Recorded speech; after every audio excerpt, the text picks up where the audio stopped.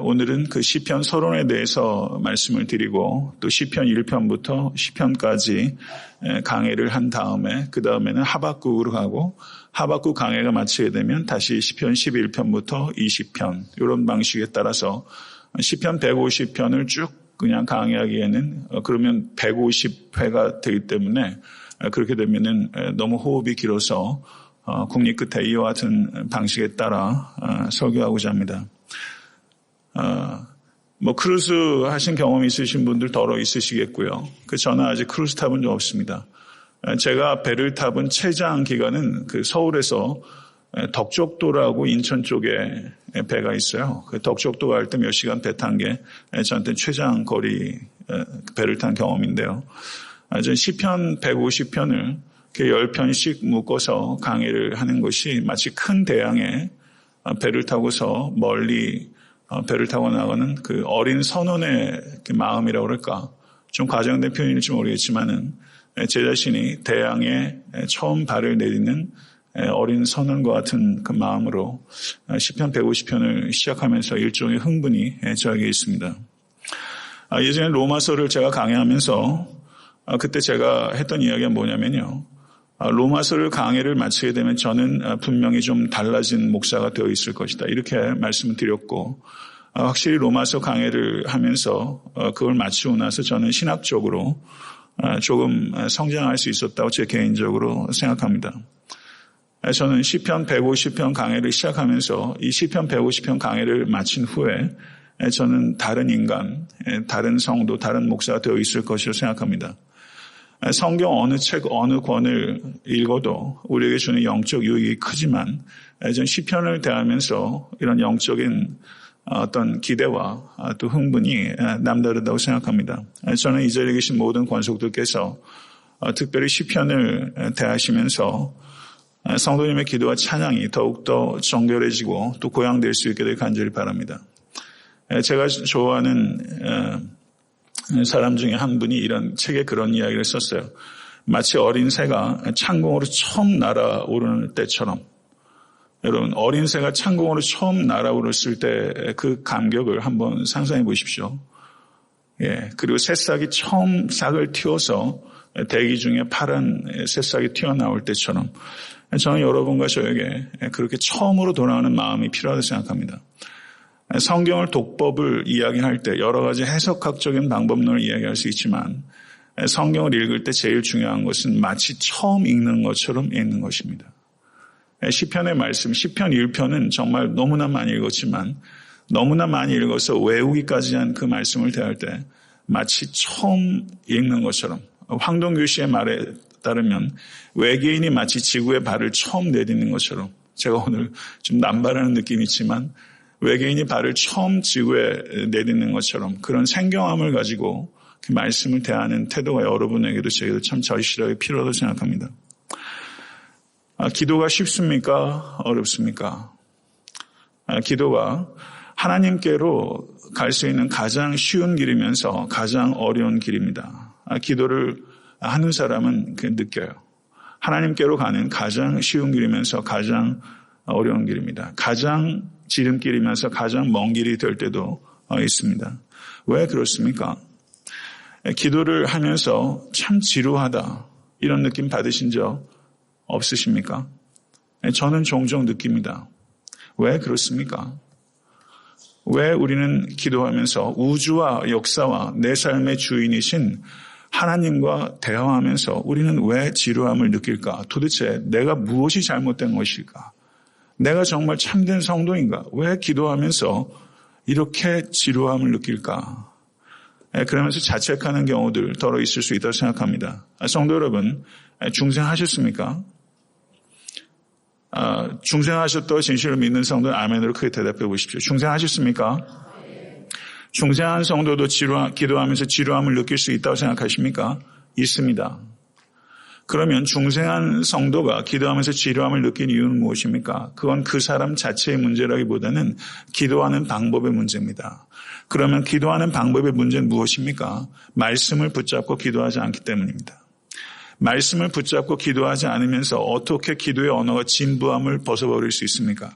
여러분의 삶과 제 삶은요, 다람쥐 쳇바퀴 도는 것 이상으로 단순합니다. 정말 똑같습니다.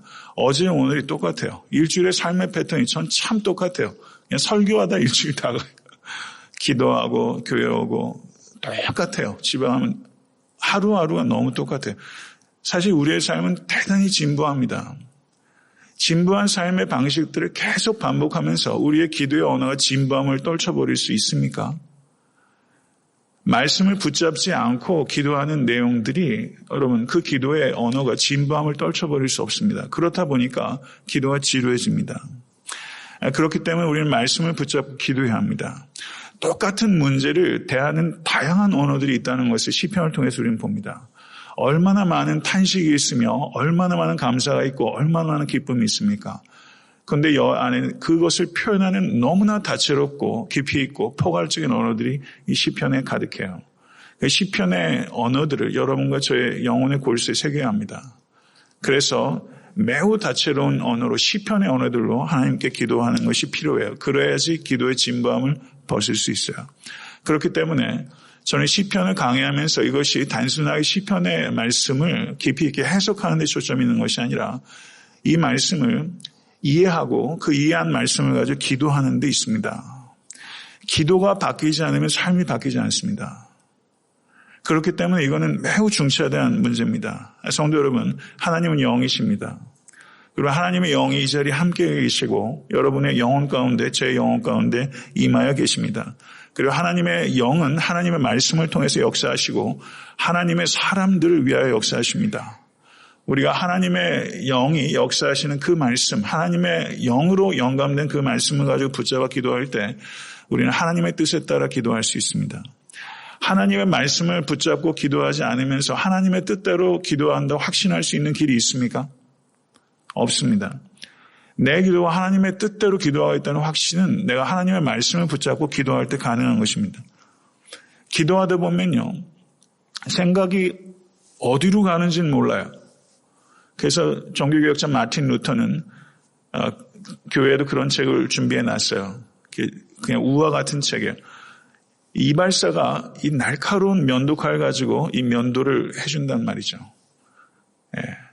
이거 얼마나 섬세하게 해야 됩니까? 잘못하면 피부가 다치죠. 마치 기도를 이발사가 이렇게 면도하는 것에 비유해서 이야기를 풀어나오고 있는 것을 보는데요. 성도 여러분, 기도하다 보면 어느 사람도 예외 없이 하나님과 튜닝될 때 시간이 걸립니다. 내 말씀을 붙잡고 기도하게 되면 기도는 두 가지를 얻어요. 방향 감각을 얻고 추진력을 얻습니다. 기도하면서 방향을 잃고 동력을 잃어버릴 때 얼마나 많은지 몰라요. 그리고 기도하면서 일어나면서 찝찝함을 가지고 기도의 자리에 일어날 때가 참 많아요. 그래서 기도의 방향 감각과 기도의 추진력을 얻기 위해서는 말씀을 붙잡아야 됩니다. 말씀을 붙잡고 기도할 때 우리는 하나님께 더 가까이 갈 수 있고 자기 자신으로부터 더 멀어질 수 있습니다. 말씀을 붙잡고 기도하지 않으면 더 이기적이 될 수 있습니다. 더 탐욕적이 될 수 있습니다. 많은 제 종교의 기도 생활이 다 그래요. 더 탐욕적인 인간이 되는 거예요. 그런 기도가 응답되면 응답될수록 그리스도를 닮아가지 않고 괴물에 가까워지게 될 것입니다. 말씀을 붙잡고 기도하셔서 주께 더 가까이 그리고 자기 자신으로부터는 더 멀리 떠나실 수 있는 여러분과 제가 될 수 있기를 간절히 바랍니다.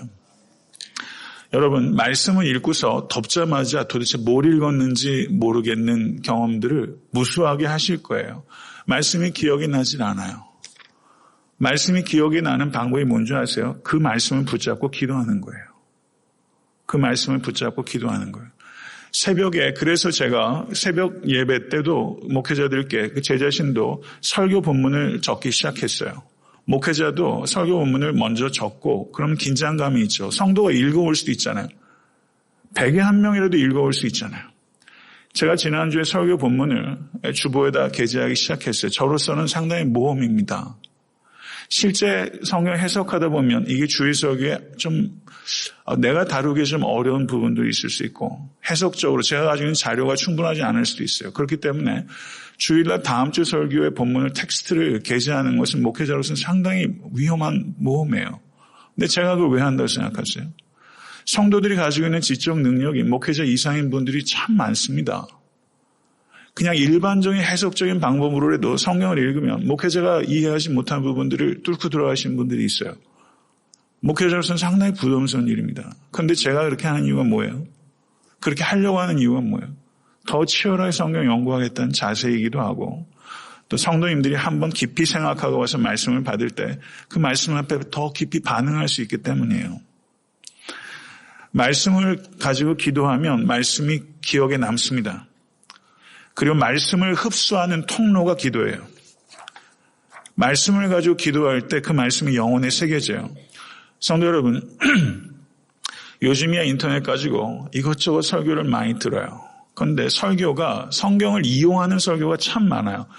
그래서 성경을 인용을 하는데 성경 말씀은 아니에요. 그런 경우가 참 많아요. 이게 안타까운 일입니다. 여러분이 성경과 성령만 있다고 생각해 보세요. 다른 참고도서가 하나도 없이 인터넷 설교도 없이 여러분이 마치 외딴 섬 같은 데 가서 성경 하나 붙잡고 있다고 생각해 보세요. 그 성경 어떻게 이해하실 겁니까? 기도를 통해서 성경을 이해하는 거예요. 기도를 통해서 말씀을 붙잡고 기도하면서 그 말씀이 깨달아지고 기도를 통해서 이 말씀을 이렇게 저렇게 이해해 보면서 기도하면서 이 성경의 이해가 깊어지는 거예요. 성경의 최고의 해석자는요, 참고도서가 아니라 성령님입니다. 그래서 기도를 통해서 말씀을 이해할 수 있어야 돼요. 성도 여러분, 하나님의 말씀이 여러분의 기도 가운데 들어와야 합니다. 그래야 하나님의 능력이 여러분의 기도 가운데 들어오고 여러분의 삶 가운데 들어오게 되는 것입니다. 그러면 성경 전체에서 기도로 전환시킬 수 있는 최고의 책이 무엇인가? 시편입니다. 시편을 하나님께서 영감으로 우리에게 주신 목적 가운데 하나가 기도의 언어로 사용하도록 하기 위해서 시편을 주신 거예요. 시편을 주신 목적 자체가 우리의 기도를 바꾸시기 위한 거예요. 그래서 한 신학자가 기가 막힌 표현을 했어요. 하나님께서 우리에게 시편을 주신 까닭은 우리가 시편의 기도를 통해서 하나님께 시편을 되돌려 드리기 위해서다. 야, 이건 정말 대단한 표현이라고 저는 생각해요. 하나님께서 우리에게 시편을 주신 것은 시편을 가지고 기도함으로 하나님께 시편을 다시 되돌려 드리기 위한 것이다. 시편을 되돌려 드리십시오. 시편 150편을 보게 되면 저도 시 꽤 좋아했습니다. 소설 참 좋아했어요. 인간 감정을 소설과의 관점을 가지고 제가 가보지 못한 언어의 영역들이 문학 안에 있어요.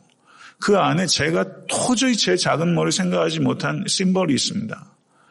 그러면서 인간의 감정들이 드러나요. 그런데 인간의 모든 감정들이 망라되어 있는 최고의 책은 시편입니다.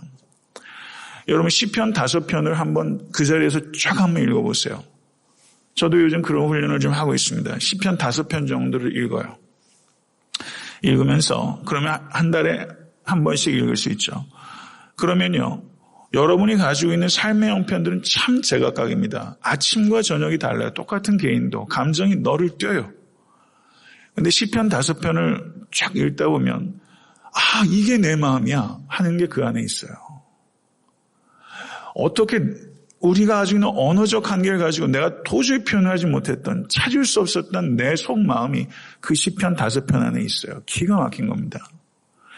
인간 영혼의 가장 밝은 면과 인간 영혼의 가장 어두운 구석들이 시편에 모두 있어요. 그래서 인간 영혼의 창이라고 말할 수 있는 것이 시편입니다. 그런데 오늘날 시편을 사람들이 어떻게 사용합니까? 교회에서 예배 중간중간에 끼워 넣는 방식으로 사용해요. 그리고 가스펠이나 이런 데 부분적으로 인용돼요. 그런 정도로 시편이 매우 빈곤한 방식으로 사용되고 있어요. 개인과 교회에 있어서 이것을 시편의 빈곤화라고 합니다. 제가 좋아하는 신약학자 중에 그리고 지금 전 세계에서 가장 탁월한 신약학자 중에 한 사람이 N.T. 라이트라는 사람입니다. 이 사람이 책에 이런 표현을 했어요. 교회의 최초의 찬양집인 시편을 소홀히 하는 것은 미친 짓이다. 매우 격한 표현으로 말을 했어요. 시편이 빈곤화가 된 것이 개인과 교회에 매우 위험한 것이다. 이렇게 표현한 것이죠. 시편이 언제 지금과 같은 형태로 수집이 되고 편찬되었는가. 시편 1편부터 150편이 배열이 되어 있지 않습니까? 누군가 배열을 한 거죠. 하나님의 영감에 따라 배열을 한 거예요. 언제 배열이 됐다고 보느냐? 주전 6세기 바벨론 포로 시기에 시편이 최종적으로 배치가 되었을 것이다. 최종적으로 모아지고 그리고 최종적으로 배치가 되었을 것이다. 이렇게 보는 겁니다. 그럼 주전 6세기면 언제입니까? 바벨론 포로 시기입니다. 노래할 수 없는 때에 노래가 모아지고 그리고 노래하기 시작했어요. 이게 시편의 배경이에요. 노래할 수 없는 때에 노래가 모아졌어요. 성도 여러분, 시편의 많은 노래들, 특별히 다윗의 노래들 보세요. 다윗이 그때 노래할 수 있는 상황입니까? 시편의 노래는요, 노래할 수 없는 때에 만들어진 노래예요. 시편을 노래한다는 것은 노래할 수 없는 상황에 우리를 노래하게 하는 노래예요. 이게 신앙의 역설이고 신앙의 신비입니다. 시편은 과거를 되돌아보고 미래를 내다봅니다. 과거를 회상하고 미래를 전망해요. 그러면서 현재를 넉넉하게 이길 수 있도록 하는 힘이 이 시편 안에 있어요. 시편을 사랑하시는 줄 압니다. 근데 사랑에도 질이 있어요. 여러분과 제가 시편에 대한 사랑이 더욱더 깊어질 수 있게 간절히 바랍니다. 시편으로 기도하는 사람 안에는 그 영혼의 변화가 나타납니다. 시편은 호흡이에요. 호흡이에요. 호흡처럼 중요한 게 없습니다. 운동할 때 제일 중요한 게 호흡이고 음악하는 사람한테 제일 중요한 거 호흡이에요. 설교자도 이 호흡이에요. 호흡을 어떻게 다스리냐에 따라서 얼마나 안정감 있게 스피치하느냐 결정이 돼요. 시편은 건강한 그리스도인들의 호흡입니다. 저는 제가 시편으로 호흡하고 싶습니다. 저는 시편 150편을 강의하면서 이 자리에 계신 여러분들이 시편으로 호흡할 수 있게 되길 간절히 바랍니다. 시편으로 호흡하는 사람은 어떻게 되는지 압니까? 건강해집니다. 삶이 변화됩니다. 시편은 하나님께서 우리에게 주신 선물입니다. 그리고 이 선물로 호흡하는 사람은 그 삶이 변화돼서 그 사람이 하나님께서 세상에게 주시는 선물이 됩니다. 기가 막히지 않습니까? 시편은 하나님께서 우리에게 주신 선물이고 이 시편으로 호흡하는 사람은 하나님께서 세상에게 주시는 선물이 돼요. 시편을 사랑하시고 시편으로 기도하신 여러분은 하나님께서 세상에 내놓으신 선물이 됩니다. 노래하는 사람에게는 형식이 있습니다. 노래는 항상 형식이 있어요. 그런데 결혼식에 부르는 축가와 장례식에서 부르는 노래가 같을 수 없죠. 형식이 달라요. 시편에도 다른 형식이 있습니다. 그러면 문학적 장르와 거기에 합당한 상황에 맞는 독법이 필요합니다. 그럼 시편에는 어떤 노래들이 있느냐? 탄식하는 노래가 3분의 1입니다. 감사하는 노래가 있고 그리고 제왕시, 메시아 노래가 있고 그 다음에 탄식시, 제왕시, 감사시 등이 있습니다. 시편은 전체가 5권으로 구성이 되어 있는데요. 시편 1권은 1편에서 41편까지, 2권은 42편에서 72편까지, 3권은 73편에서 89편까지, 4권은 90권에서 106편까지, 5권은 107편에서 150편까지입니다. 그리고 이 각각의 권의 제일 마지막에는 송영이 배치되어 있습니다.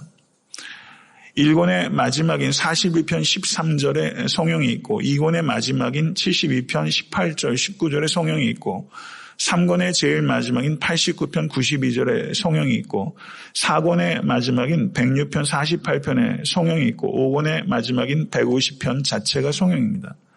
그러니까 우리가 한 편 한 편을 이해하는 것도 중요하지만 이 시편 전체의 구조 아래서 이것을 읽는 것이 매우 중요하다는 것이죠.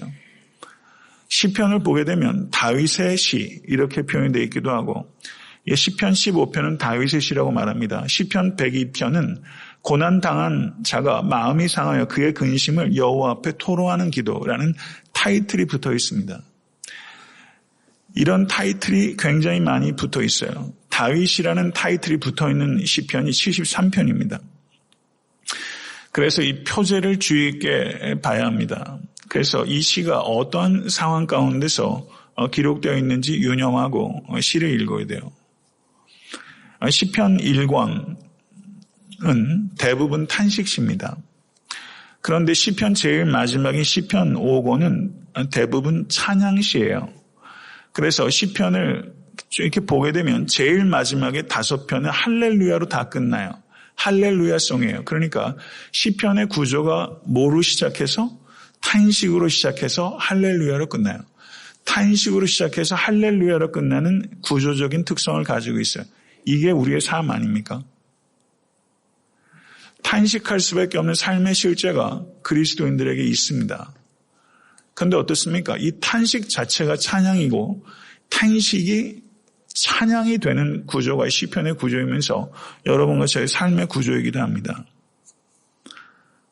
시편의 1권과 2권을 보게 되면 거의 대부분 표제가 있는데요. 표제가 없는 시편이 2개가 있어요. 시편 1편과 2편은 다윗의 시라든가 여한 디스크립션이 없습니다. 아무런 타이틀이 없어요. 특징이 있는 거죠. 그런데 시편 1편을 보게 되면 성경 원어상으로는 복되도다. 복 있는 사람은 이렇게 말하면서 시작하고 있지 않습니까? 그런데 시편 2편을 보게 되면 제일 마지막이 여호와께 피하는 모든 사람은 복이 있도다 라고 말하면서 시편 1편의 시작과 시편 2편의 끝이 복되도다라는 말로 말하자면 구조적으로 앞뒤를 싸고 있어요. 문학적으로 말하면 수미상관법이라고 말할 수 있습니다. 인클루저가 이루어지고 있는 거예요. 그러면 시편 1편과 2편은 어떤 의미를 가지고 있는가?